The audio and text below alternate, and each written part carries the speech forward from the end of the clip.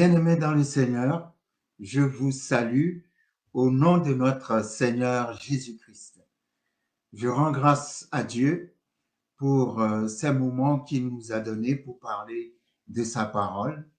Et je prie que le Saint-Esprit vienne nous conduire justement dans la révélation de sa parole et que la révélation de sa parole apporte, amène une révolution dans notre vie de foi et renouvelle notre espérance en Christ, augmente notre foi, manifeste la guérison, la restauration totale dans la vie de tout un chacun, que cette parole que nous allons entendre puisse commencer quelque chose de nouveau en nous, apporte un nouveau souffle de Dieu en nous et nous permette d'aller encore plus loin que nous avons été jusqu'à maintenant dans notre marche de foi avec le Seigneur Jésus-Christ.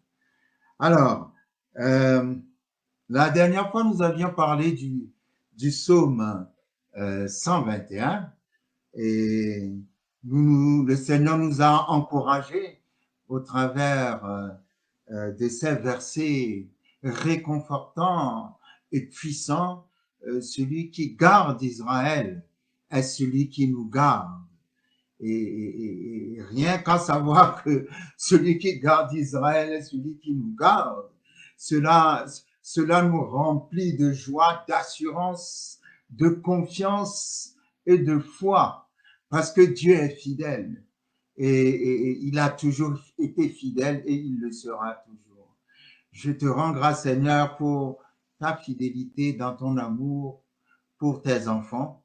Merci de ce que chaque jour, tu nous fortifies au travers de ta parole et au travers des manifestations, des démonstrations de miracles que tu fais dans notre vie de tous les jours, au nom puissant de Jésus-Christ de Nazareth.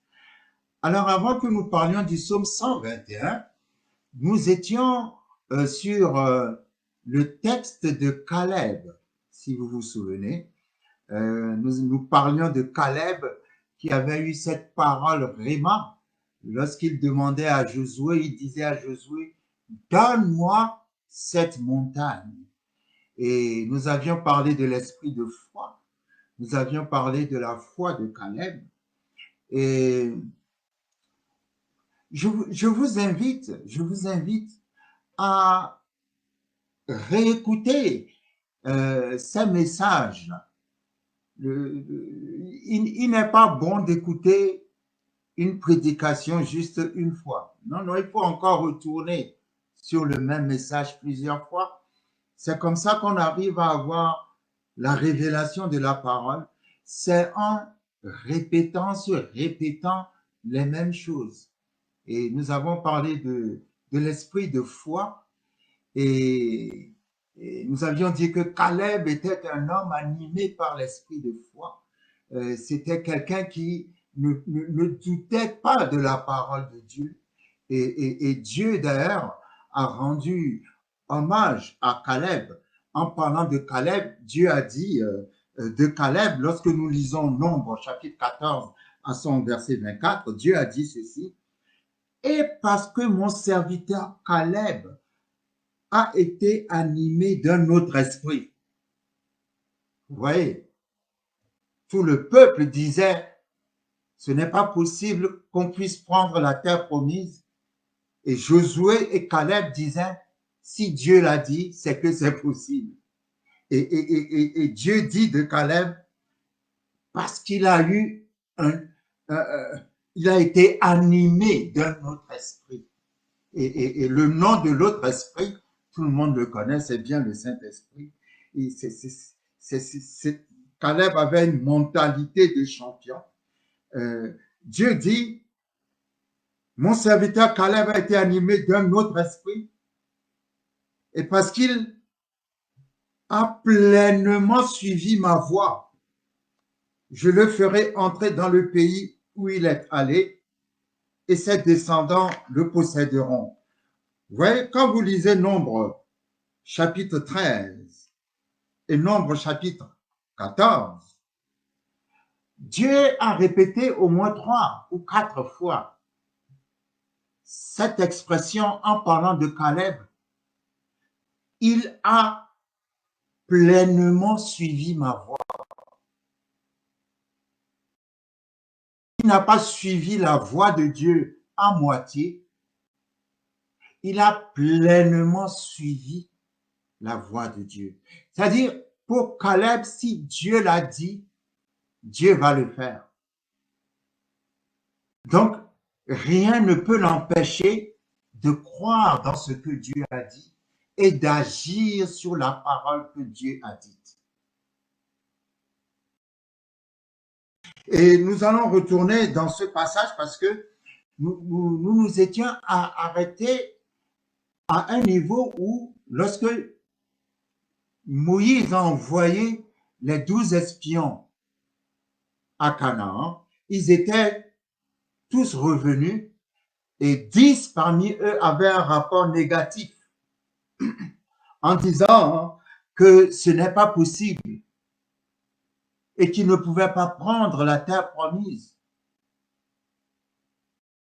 Pendant que 2, Josué et Caleb, avaient un rapport positif aligné sur ce que Dieu a dit. Lorsque nous allons dans le livre de Nombre, chapitre 13, Nombre chapitre 13, à partir du verset 32, la Bible dit: et ils décrièrent devant les enfants d'Israël le pays qu'ils avaient exploré. Ils dirent: le pays que nous avons parcouru pour l'explorer est un pays qui dévore ses habitants. Tous ceux que nous y avons vus sont des hommes d'une haute taille, et nous y avons vu les géants, enfants d'Anak, de la race des géants. Nous étions à nos yeux et aux leurs comme des sauterelles. Nous nous étions arrêtés là. Et je disais, ils avaient d'eux l'image de sauterelles. Ils avaient d'eux une image défaitiste. Ils avaient d'eux une mauvaise image. Ils avaient d'eux une image qui ne correspond pas à la vérité de Dieu.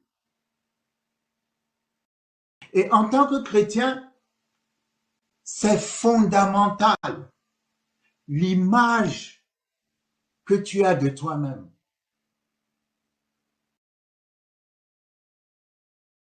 C'est très important que tu puisses te voir comme Dieu te voit.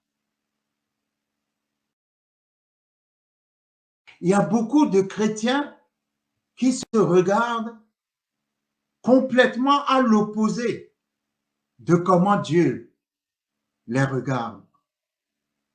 Or, si tu ne changes pas ta façon de te regarder, si tu n'as pas la véritable image selon Dieu de toi-même, tu partiras toujours perdant en face de tout défi qui va se présenter. Quand David allait rencontrer Goliath, David a eu le courage de rencontrer Goliath parce que David avait la bonne image de lui-même.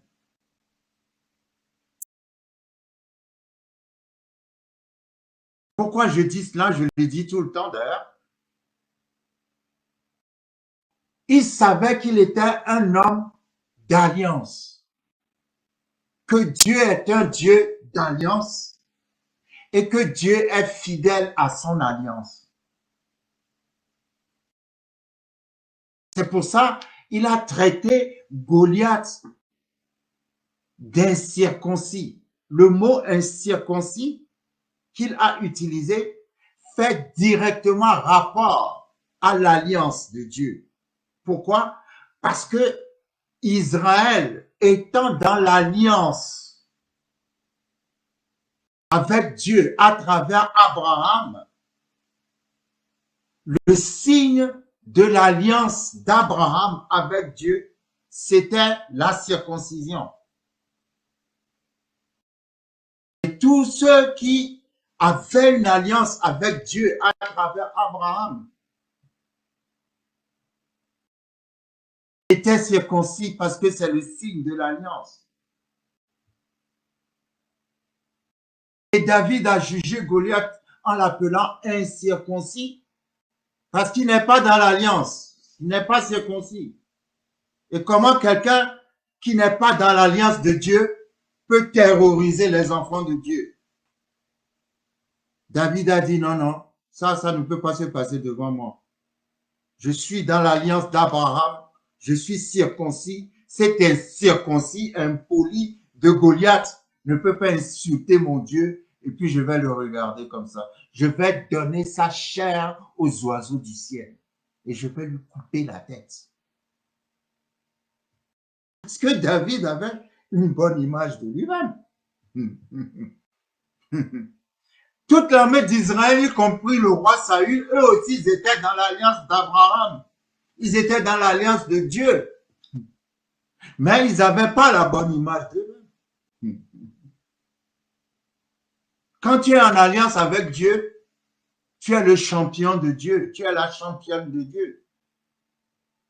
Personne ne peut te vaincre parce que c'est Dieu qui combat pour toi.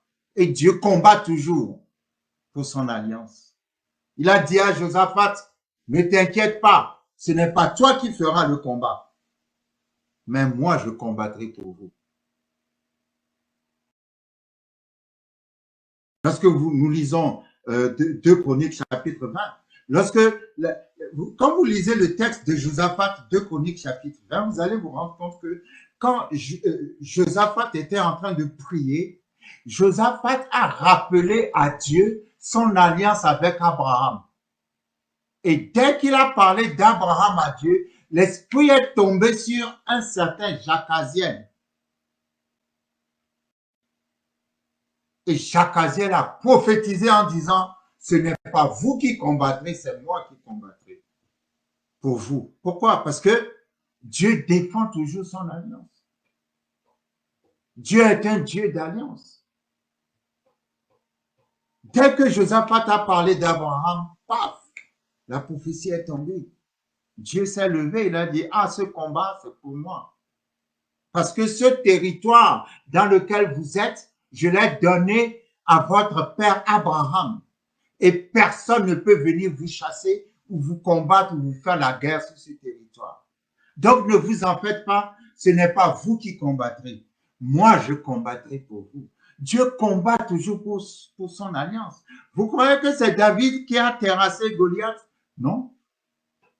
David n'a pas terrassé Goliath. C'est l'alliance de Dieu qui a terrassé Goliath.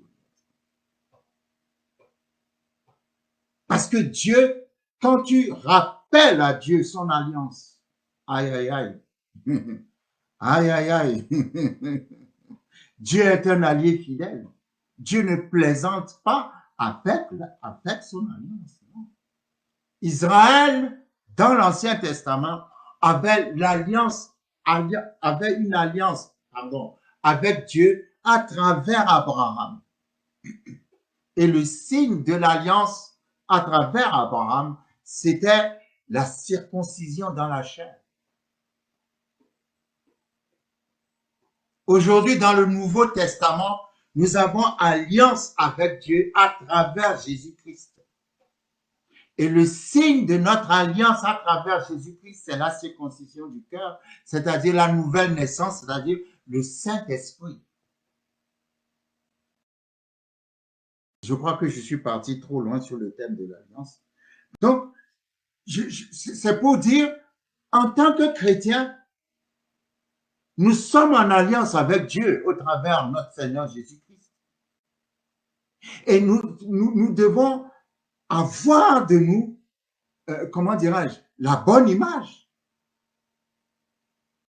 Nous ne devons pas nous regarder par rapport aux circonstances ou par rapport à ceci. Nous ne devons pas être victime de je ne sais quel complexe. Le chrétien n'est pas complexé. Tu ne peux pas être complexé. Au contraire, tu as été racheté par le sang précieux de Christ. Et comment peux-tu être encore complexé pendant que tu as été racheté par ce qui a le plus de valeur dans l'univers entier? Le sang de notre Seigneur Jésus-Christ, le précieux sang. Et c'est curieux. Les gens pensent que l'humilité, c'est de se regarder d'une façon basse. C'est pas ça l'humilité. L'humilité, c'est être en accord avec la vérité. Et en vérité, parce que Christ nous a rachetés, nous ne devons pas nous regarder comme des gens qui n'ont pas de prix, des gens qui n'ont pas de valeur. Non. Non. Ils se regardaient comme des sauterelles. Et quand on est, vous voyez le verset, ils disent qu'ils étaient à leurs propres yeux. Numéro 1. Numéro 2, ils étaient aux yeux des géants. Mais les géants ne leur ont rien dit. C'est ce qu'ils s'imaginaient. Pourquoi? Parce qu'ils avaient une mauvaise image d'eux-mêmes. Quelqu'un doit corriger sa façon de se voir. Tu as de la valeur. Tu as de la valeur. Parce que Christ t'a racheté avec son sang qui a plus de valeur que toutes les valeurs de l'univers. Tu as de la valeur. Tu ne peux pas te regarder. Vous savez, dans Actes chapitre 10, Dieu s'apprêtait à envoyer Pierre dans la maison de Corneille. Or, Pierre, c'était l'apôtre des Juifs. Et Pierre n'allait jamais entrer dans la maison d'un non-juif. Parce que Corneille était un centenier romain.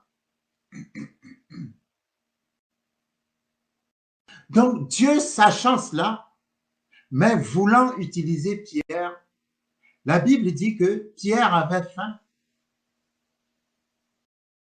Quand il allait manger, Dieu lui a donné une vision.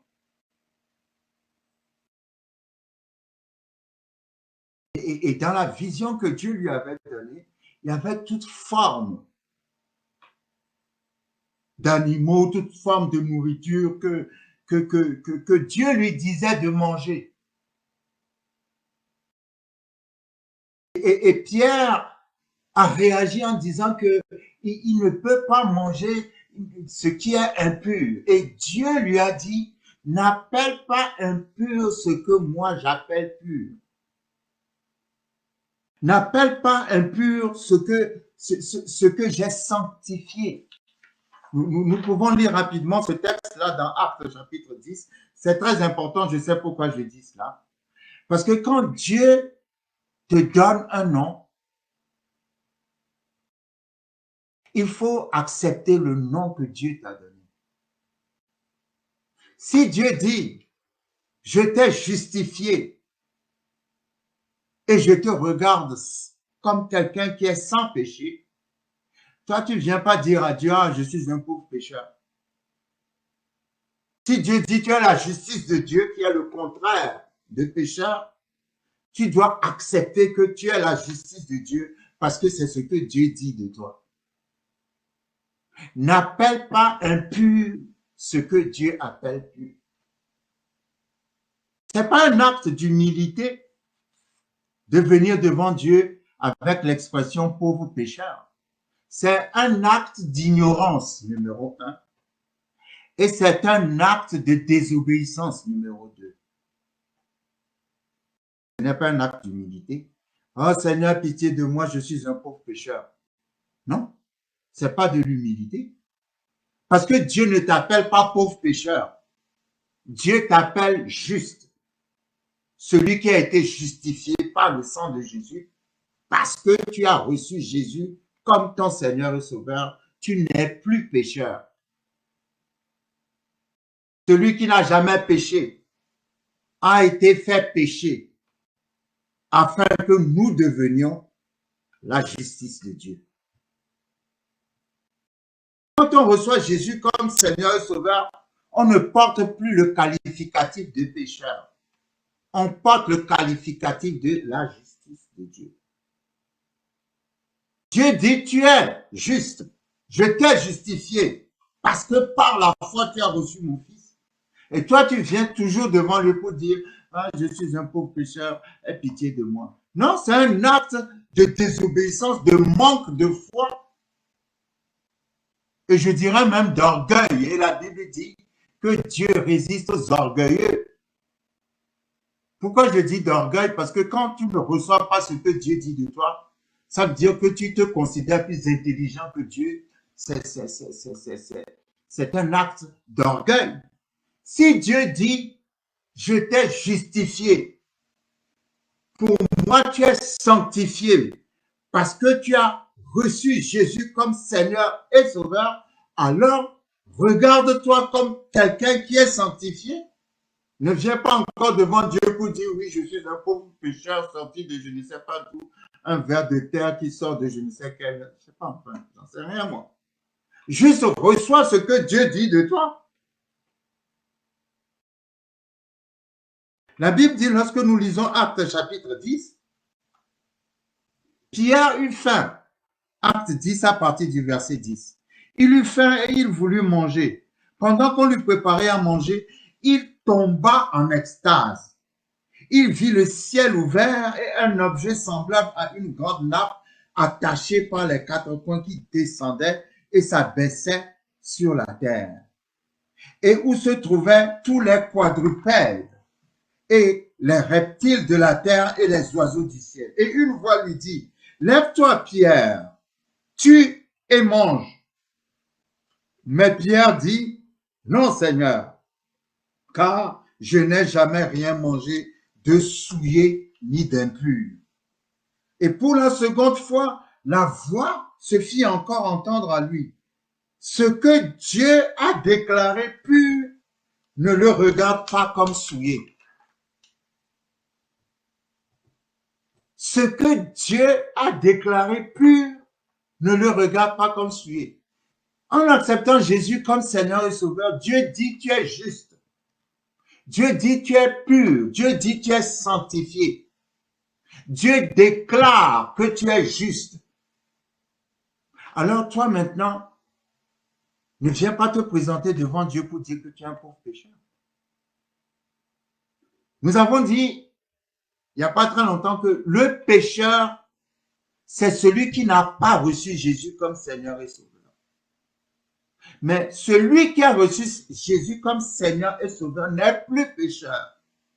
Il est devenu la justice de Dieu. Donc, en tant que quelqu'un qui est devenu la justice de Dieu, c'est-à-dire quelqu'un qui a été justifié par la foi et par le sang de Jésus, tu ne peux plus porter le nom de pécheur. Nous avons parlé de ce verset dans Jean chapitre 16.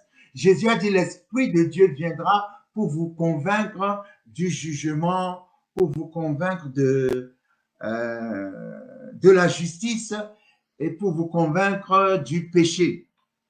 Et il dit, il vous convaincra de péché parce que vous n'avez pas cru en moi. Donc, en se basant sur ce verset, le pécheur, c'est celui qui n'a pas cru ou ne croit pas en Jésus-Christ.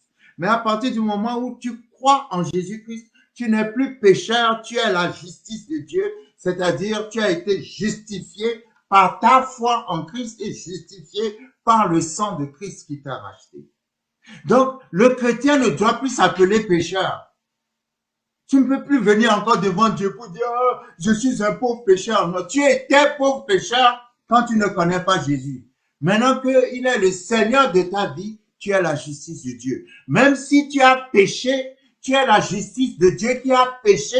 Cela ne fait pas que tu es redevenu pécheur. Come on. La justice de Dieu pêche. Il a un avocat qui s'appelle Jésus-Christ. Il court, il se dépêche pour se repentir. Parce que le péché n'a plus de pouvoir sur nous. À cause de ce que Jésus-Christ a fait au travers de la croix. Donc tu es le chrétien qui a péché, se repent et retourne dans la relation avec Dieu. Le péché n'a plus le pouvoir de te séparer de Dieu.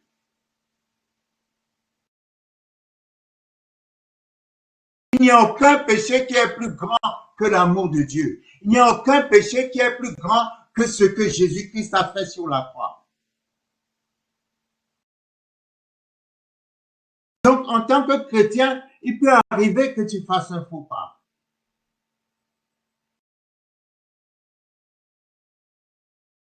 Parce que le pécheur, c'est quelqu'un dont la nature vit du péché. Mais une fois que tu es né de nouveau, ta nature ne peut plus vivre du péché. Il peut arriver que tu pêches, mais ce n'est plus ta nature. Donc tu ne t'appelles plus pécheur une fois que tu es en Christ. Tu es devenu la justice de Dieu. Aie la bonne image de toi-même. Arrête de te présenter chaque jour devant Dieu comme pauvre pécheur. Tu n'es pas un pauvre pécheur, tu es la justice de Dieu. Si tu es tombé quelque part, tu as cette humilité de demander pardon sincèrement. Parce que ce que Dieu juge, ce n'est pas le fait d'aller faire n'importe quoi, de venir demander pardon. Non, non, non, non. Dieu regarde le cœur. C'est la sincérité. Ta sincérité dans ta relation avec Dieu. Si tu es sincère avec Dieu, il sera sincère avec toi. Mais tu ne prends pas Dieu pour, je ne sais pas moi, je peux aller faire n'importe quoi, je vais revenir, il va me pardonner. Non.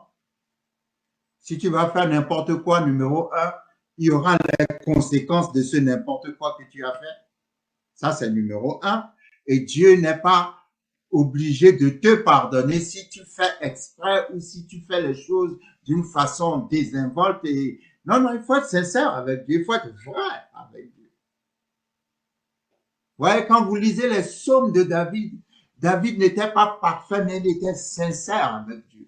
Et c'est ce que Dieu aime. Dieu aime la sincérité.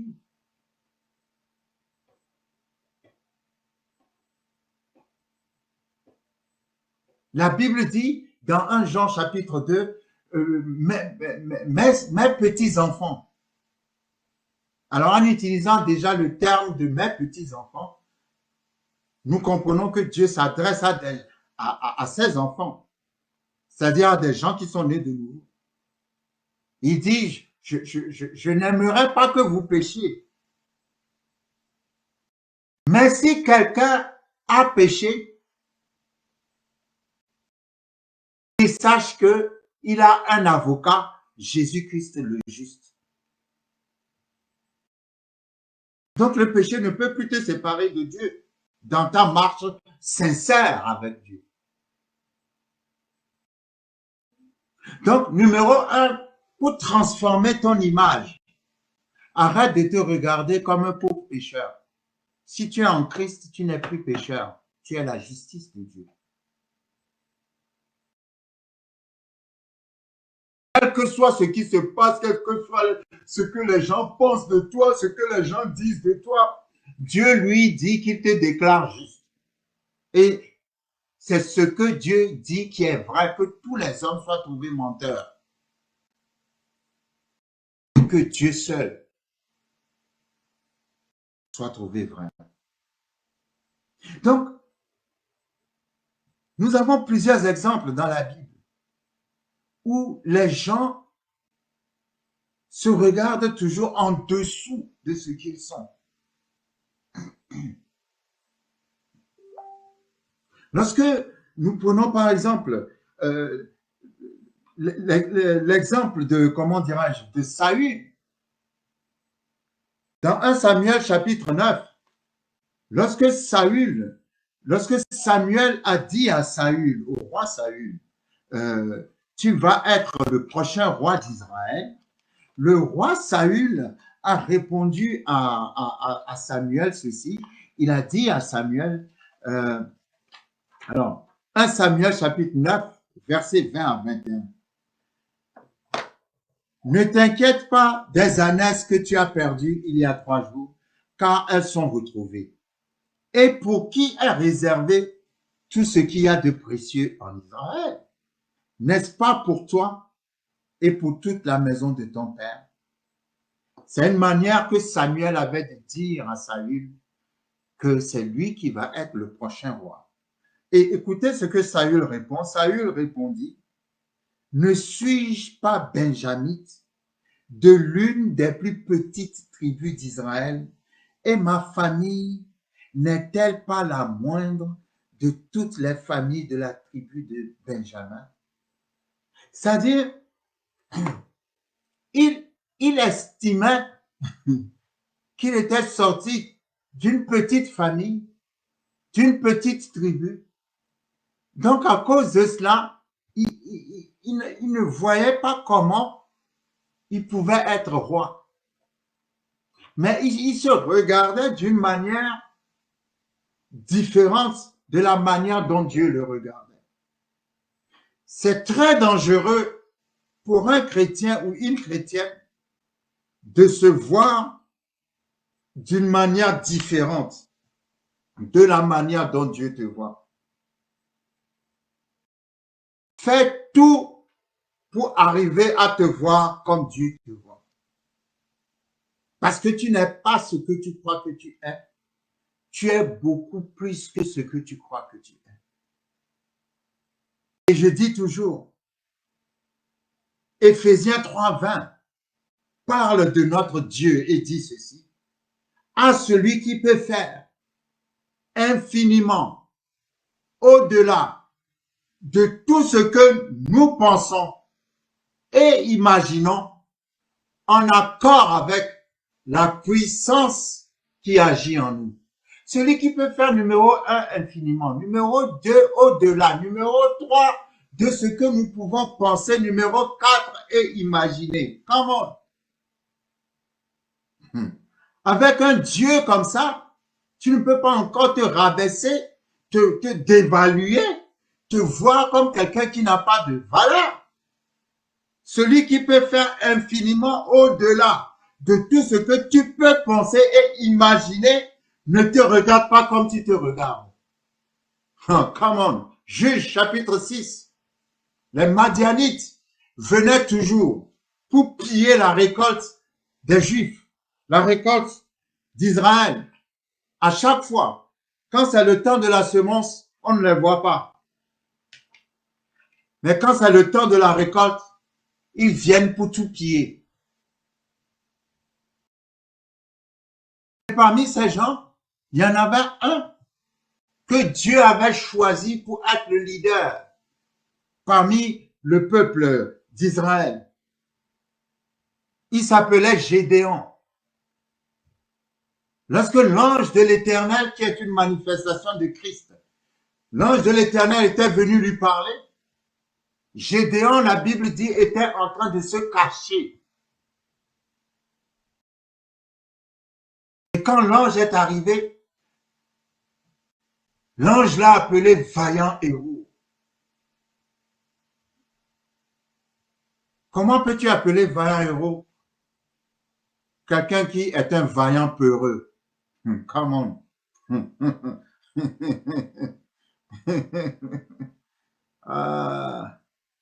Et Gédéon était étonné que l'ange l'appelle vaillant héros.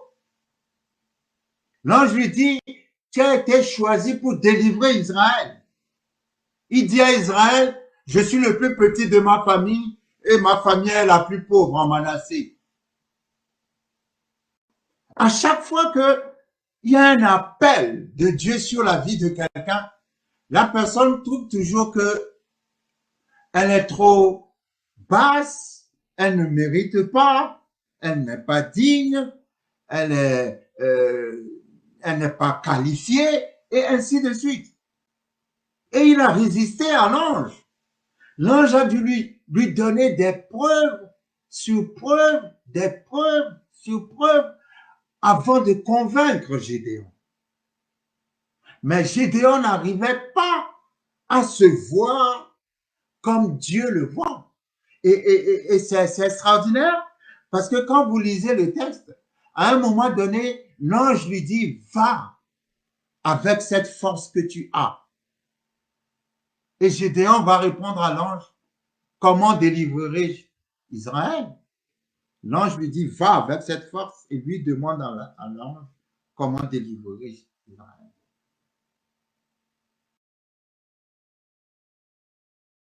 Parce qu'il y a une force en toi que tu ne sais pas. La puissance qui agit en toi. Et Dieu te voit autrement. Dieu te voit différemment. Dieu te voit plus grand que tu ne te vois. Et il y a ce verset, la référence m'échappe, mais je crois que c'est dans l'épître aux Corinthiens. Dieu choisit les choses folles pour confondre les sages. Il choisit les choses viles, les choses que les hommes ont rejetées, pour confondre les choses qui prétendent être sages. Donc, quand tu es dans une situation qui ne te qualifie pas, ça veut dire justement que tu es bien placé pour être qualifié par Dieu. Parce que Dieu choisit les choses folles pour confondre les sages. Anne avait dit cela dans le livre de Samuel.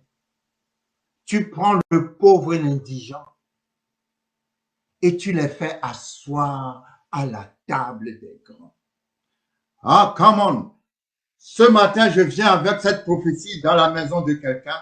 Je te vois à la table des grands. Je te vois avec les grands que tu n'as jamais imaginé que tu pourrais être un jour.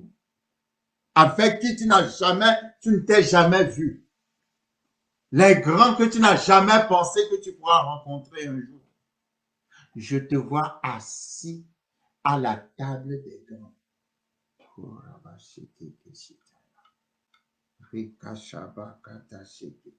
Donc, il faut corriger l'image que tu as de toi-même.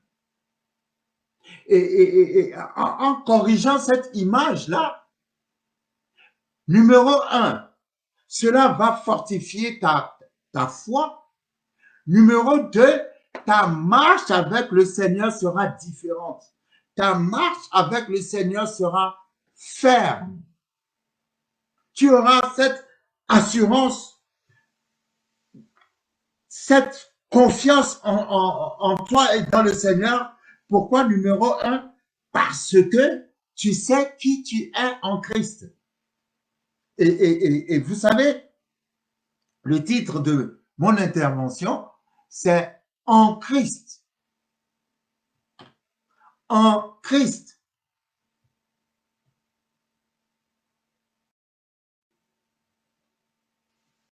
C'est important, quand on est chrétien, on n'est plus en soi-même.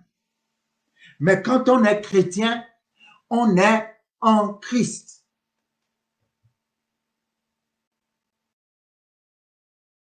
Et ça, c'est une expression que nous trouvons une centaine de fois dans les épîtres. C'est une expression de Paul. En Christ, par Christ, à travers Christ, en lui, à travers lui, par lui, en Christ, en lui. Vous rencontrez cette expression plusieurs fois dans la parole de Dieu. Ça veut dire quoi? Ça veut dire que quand tu as reçu Jésus comme Seigneur et Sauveur, tu n'es plus en toi-même. Tu n'es plus dépendant de toi. Tu n'es plus toi-même. Tu es en Christ.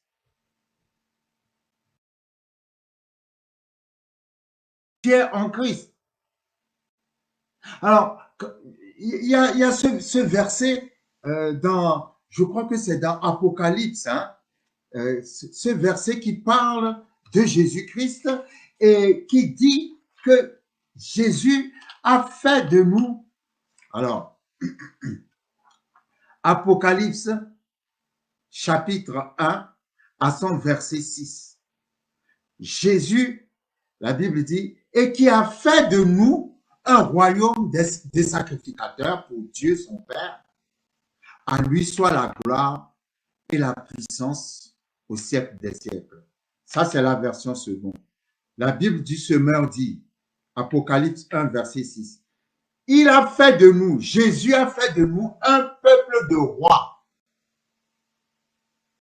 des prêtres au service de Dieu.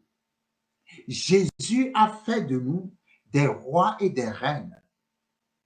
Il a fait de nous des prêtres au service de Dieu.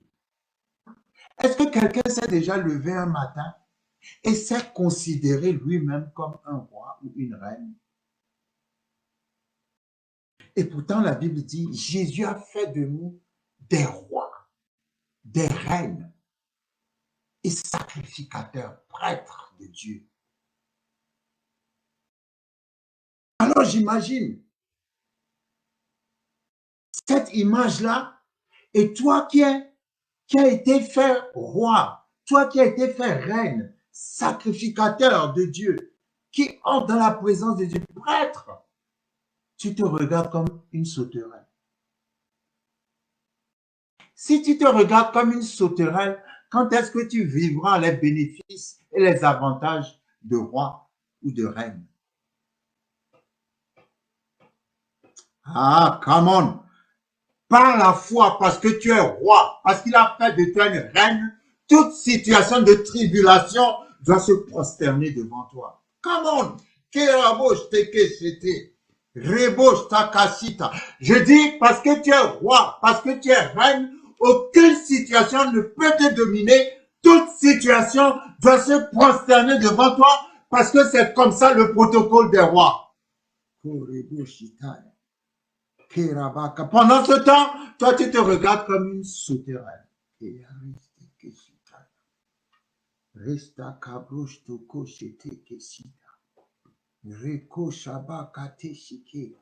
Si un roi arrive dans un pays, il va s'attendre à un protocole royal. Si le roi arrive devant une porte, il ne va pas ouvrir la porte. Il va s'attendre à ce que quelqu'un lui ouvre la porte. Il y a des choses qui doivent te respecter à cause de qui tu es. Comment? Je dis, si tu es conscient que tu es roi et reine, il y a des situations qui te fatiguent maintenant, qui vont commencer à se prosterner devant toi.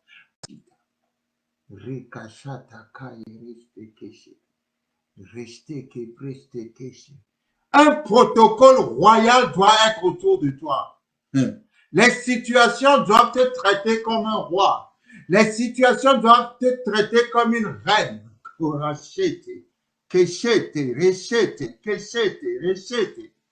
Parce que les situations vont reconnaître, vous savez, les situations vont vous obéir quand les situations vont se rendre compte que vous savez qui vous êtes. Mais aussi longtemps que le diable va se rendre compte que tu ne sais pas qui tu es, il va continuer toujours. Vous savez, oh, come on, quand Jésus était dans le désert et que le diable lui a dit de se prosterner devant lui et qu'il va lui donner toutes les puissances du monde ou je ne sais pas quoi. Jésus lui a dit, il est écrit que tu adoreras uniquement ton Dieu, le Seigneur ton Dieu.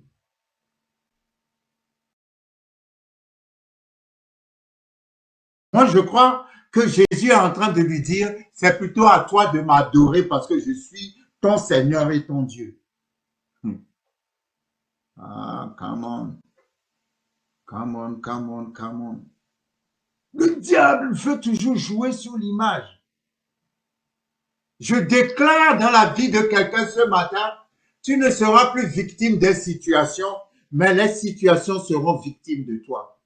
Je déclare dans la vie de quelqu'un ce matin que les choses ne viendront plus sur ta tête comme un fardeau, mais elles vont passer sous tes pieds parce que tu as la domination. Je déclare dans la vie de quelqu'un ce matin qu'à partir d'aujourd'hui, il y aura un protocole royal autour de toi. Ah, il y aura un protocole royal autour de toi. La situation qui t'a toujours, qui a fait de toi esclave depuis des années, cette situation va devenir ton serviteur. Cette situation va devenir ta servante.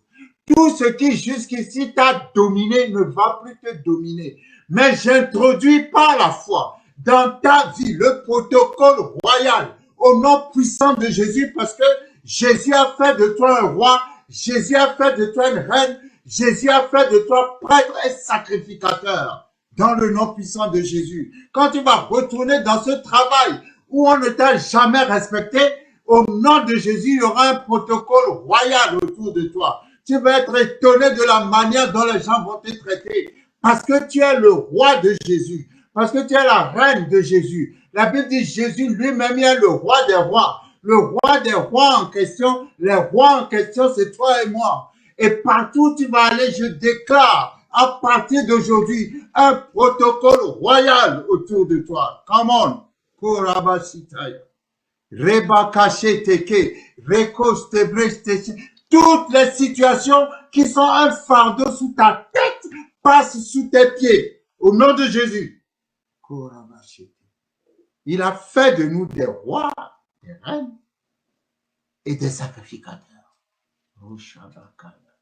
Vis l'identité que Dieu t'a donnée.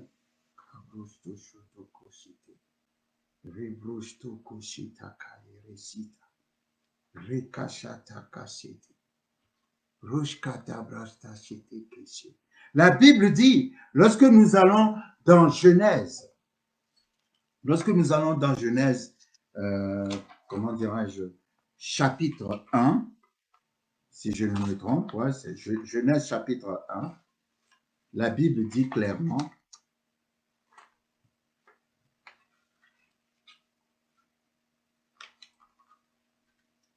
à partir du verset 26, Genèse chapitre 1, à partir du verset 26, puis Dieu dit, faisons l'homme à notre image, selon notre ressemblance, et qu'il domine sur les poissons de la mer, sur les oiseaux du ciel, sur le bétail, sur toute la terre et sur tous les reptiles qui rampent sur la terre. Dieu créa l'homme à son image. Il le créa à l'image de Dieu. Il créa l'homme et la femme. Vous voyez, la Bible dit clairement, Dieu créa l'homme à son image. Mais lorsque nous lisons Genèse chapitre 5, la Bible dit, à partir du premier verset, voici le livre de la postérité d'Adam. Lorsque Dieu créa l'homme, il le fit à la ressemblance de Dieu. C'est ce que nous venons de voir. Lorsque Dieu créa l'homme, il le fit à la ressemblance de Dieu. Il créa l'homme et la femme, il les bénit et il les appela du nom d'homme lorsqu'ils furent créés. Verset 3, Genèse chapitre 5. Adam, âgé de 130 ans, engendra un fils à sa ressemblance, selon son image, et lui donna le nom de Seth. La Bible dit, Dieu créa l'homme à son image. Ça, c'est avant le péché. Mais après que le péché a été commis, la Bible dit, Adam engendra un fils à sa ressemblance et à son image. Ce n'est plus à la ressemblance de Dieu et à l'image de Dieu, parce que après le péché, Adam a perdu l'image de Dieu. Mais avant le péché, l'homme a été créé à l'image de Dieu, selon sa ressemblance. Mais après le péché, Adam engendra un enfant selon la ressemblance d'Adam, selon l'image d'Adam, qui était devenue l'image du péché. Pourquoi je dis cela? Je dis cela parce que dans la vie, bibliquement parlant, il y a deux groupes. Il y a deux catégories d'hommes, bibliquement parlant. Il y a ceux qui sont dans Adam et il y a ceux qui sont dans Christ. Il y a la race où tu es en Adam, où tu es en Christ. Et lorsque nous lisons 1 Corinthiens, alors 1 Corinthiens, ça doit être 1 Corinthiens chapitre 15. Hein. Dans 1 Corinthiens chapitre 15, la Bible est claire et la Bible dit que tous ceux qui sont en Adam, nous mourrons tous. Mais tous ceux qui sont en Christ ont la vie. 1 Corinthiens chapitre 15 à partir du verset 20. Mais maintenant, Christ est ressuscité des morts. Il est les prémices de ceux qui sont morts. Car puisque la mort est venue par un homme, c'est aussi par un homme qu'est venue la résurrection des morts. Adam a amené la mort, Christ a amené la résurrection des morts. Verset 22. Et comme tous meurent en Adam, de même aussi tous revivront en Christ. Mais chacun en son rang. Christ comme prémisse, puis ceux qui appartiennent à Christ lors de son avènement. La Bible dit, tous meurent en Adam. De même aussi, tous revivent ou revivront en Christ. Mais chacun en son rang. Le mot rang ici fait allusion à, on peut dire, à un régiment, comme les régiments de militaires. Il y a deux régiments, où tu es dans le régiment d'Adam, ou tu es dans le régiment de Christ. Mais Adam se trouve la mort, parce que c'est Adam qui a amené le péché, et le salaire du péché, c'est la mort. Et en Christ se trouve la résurrection et la vie. Donc, si tu n'as pas Jésus comme Seigneur et Sauveur, ça veut dire que tu es en Adam. Mais si tu as Jésus comme Seigneur et Sauveur, ça veut dire que tu es en Christ. C'est important. Nous n'allons certainement pas finir aujourd'hui. Je voudrais qu'on prenne conscience de cette expression en Christ. Tu es revêtu de Christ. Quand tu es en quelque chose, numéro un, ce n'est pas toi qu'on voit d'abord, mais on voit d'abord la chose dans laquelle tu es. Et quand la Bible dit en Christ, ce n'est pas non plus seulement l'image d'une enveloppe qui contient quelque chose. Quand on dit en Christ, ça va beaucoup plus loin que juste une enveloppe qui nous contient. Quand la Bible dit que nous sommes en Christ, c'est vrai, nous sommes en lui, mais en même temps, nous sommes unis à lui.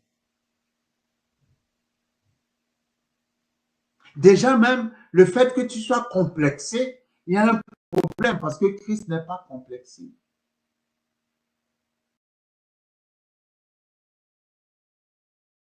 Si nous sommes en lui, nous sommes en lui en devenant comme lui. Pas seulement en lui, parce que bon, on est en lui. Non, nous sommes en lui en devenant un avec lui.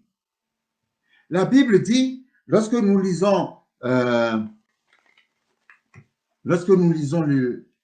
l'évangile de Jean, donc déjà, voyons l'image. Voyons l'image. Adam commençait à reproduire sa propre image. Jésus-Christ est venu, il s'est offert en sacrifice pour restaurer l'image. Maintenant, si tu n'es pas chrétien, tu es en Adam. Et la Bible dit, en Adam, nous mourrons. Nous sommes morts. Mais si tu as Jésus, tu n'es plus en Adam, tu es en Christ. Et en Christ, nous avons la vie. Nous avons la résurrection. Donc, ton image de toi-même est une image, quand la Bible dit Dieu fit l'homme à son image, selon sa ressemblance, l'image de Dieu, c'est l'esprit. La Bible dit Dieu est esprit. En tant qu'image, il nous a fait aussi esprit. Dieu nous parle d'esprit à esprit.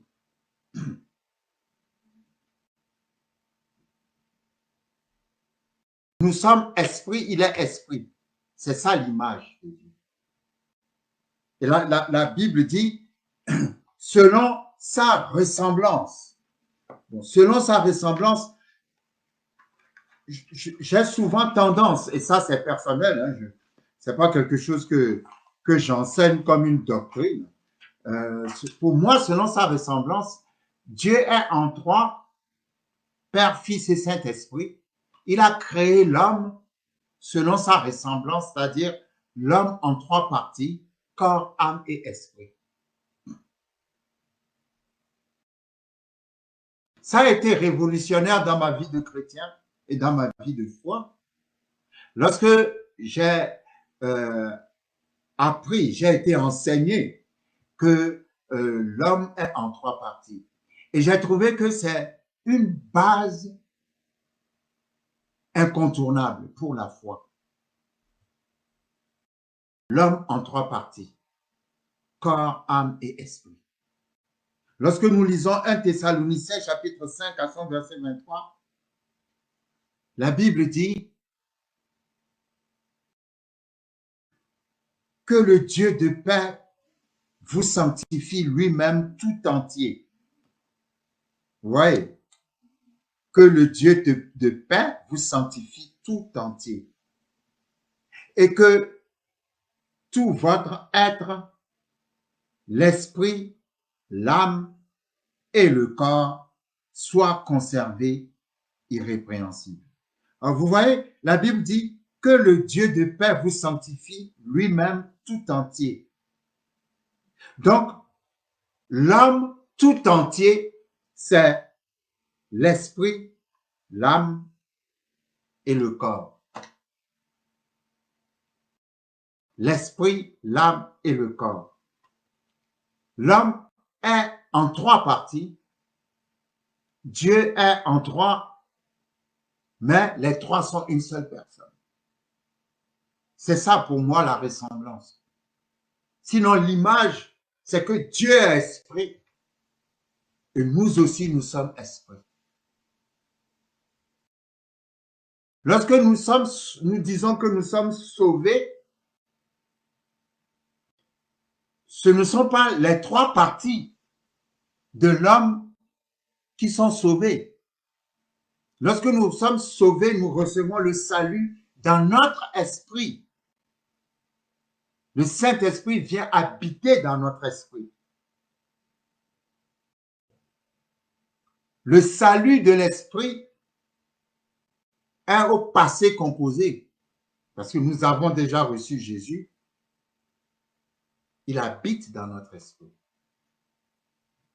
L'âme, c'est là où se trouve l'émotion, les sentiments, la volonté, les pensées. Le salut de l'âme, c'est au présent continu. À chaque fois que tu médites la parole pour renouveler tes pensées dans le Seigneur, ton âme est sauvée. Parce que le diable utilise les pensées pour nous déstabiliser. Donc, nous devons être toujours dans la parole pour que notre âme soit en permanence sauvée. Et le salut de notre corps est au futur, parce que la Bible dit que quand Jésus viendra enlever l'Église et que nous le verrons, nous serons comme lui. C'est-à-dire, nous recevrons un corps incorruptible comme celui qu'il a maintenant dans le ciel.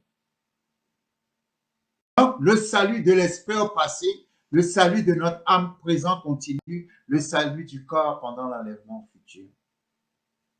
Mais le salut que nous avons reçu dans l'esprit est assez suffisant pour maîtriser l'âme et pour maîtriser le corps. Et c'est vraiment très important de partir de cette base de l'homme en trois parties, parce que nous avons besoin d'amener les trois parties à être soumis, surtout l'âme et le corps, parce que le Saint-Esprit habite déjà dans l'esprit, à être soumis à la parole de Dieu. Et parce que l'esprit habite, le Saint-Esprit habite en nous, nous pouvons assujettir le corps et l'âme. Mais c'est un travail que nous devons faire. Lorsque la Bible dit qu'il faut travailler à son salut, veiller à nos pensées, renouveler vos pensées dans le Seigneur.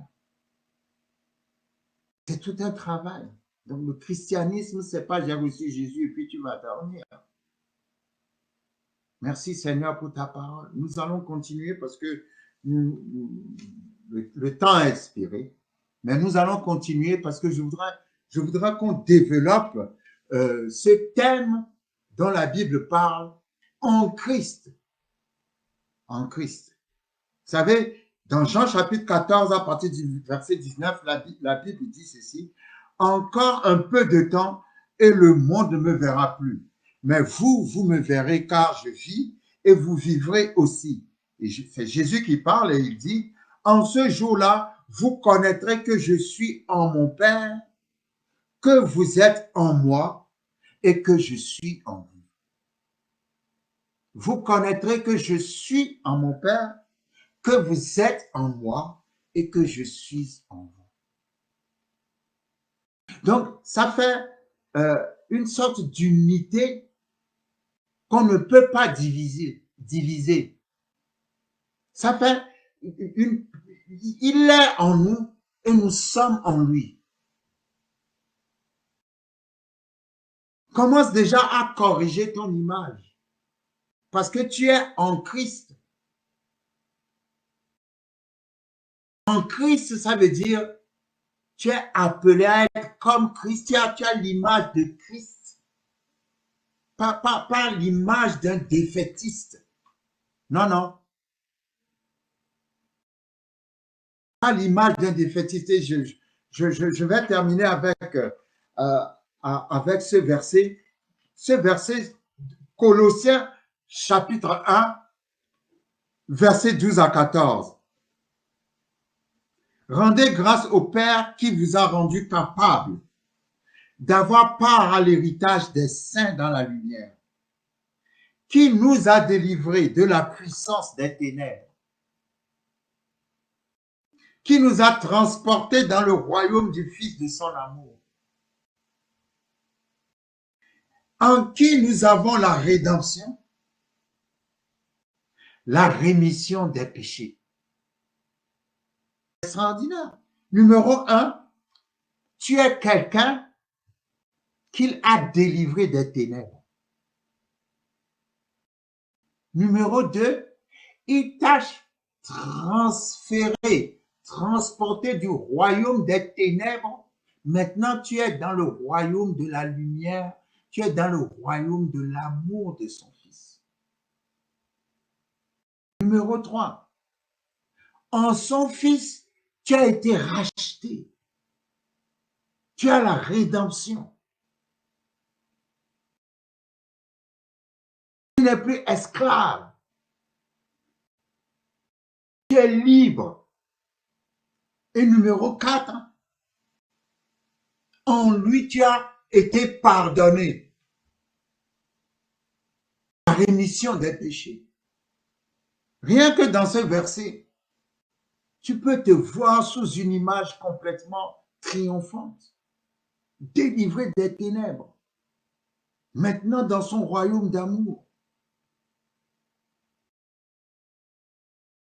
Maintenant, tu te regardes comme quelqu'un qui a été pardonné. Tu te regardes comme quelqu'un qui, comment dirais-je, a été racheté. La Bible dit, tu as été justifié.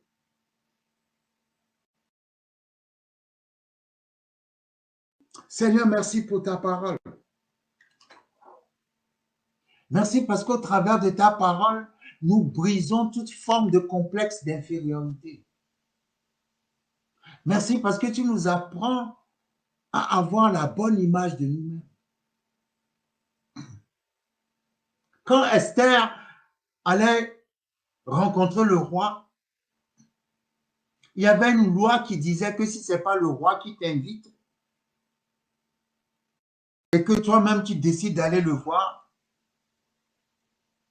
le roi peut refuser de te recevoir et alors tu es condamné à mort. Esther a dit, priez avec moi, afin que quand j'irai rencontrer le roi, il puisse me tendre le sceptre royal, qui signifie la grâce de Dieu. Parce que si le roi ne tendait pas le sceptre royal, Esther allait être condamnée à mort. Parce que c'était la loi. Et la Bible dit, le jour où Esther allait rencontrer le roi, elle avait mis ses habits royaux.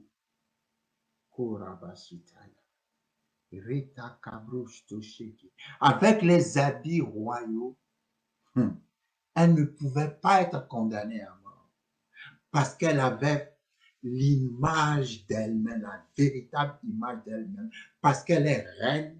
Alors elle s'est habillée comme une reine. Quand elle est arrivée dans la cour du roi, le roi lui a tendu le sceptre royal.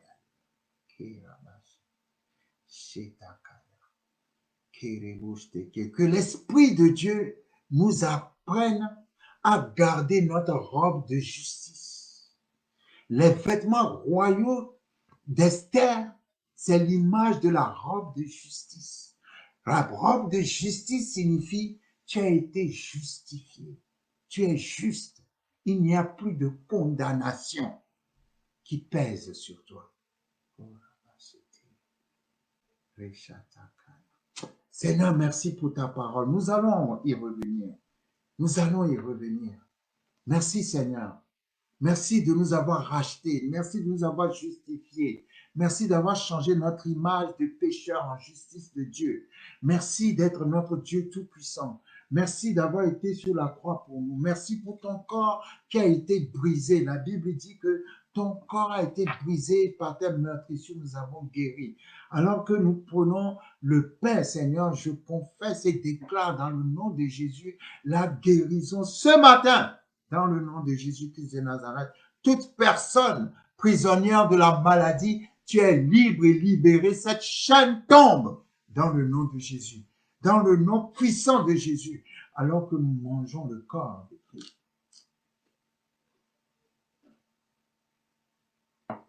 Et merci Seigneur pour ton sang précieux qui a été versé pour que nous soyons libérés. Qui a été le prix qui a été payé. Merci Seigneur d'avoir été la rançon. Alors que nous prenons ton sang, je déclare guérison, guérison, guérison, guérison, guérison, guérison, guérison, guérison, guérison miraculeuse dans la vie de tes enfants, Seigneur. Au nom puissant de notre Seigneur Jésus-Christ. Amen. Amen, amen, amen.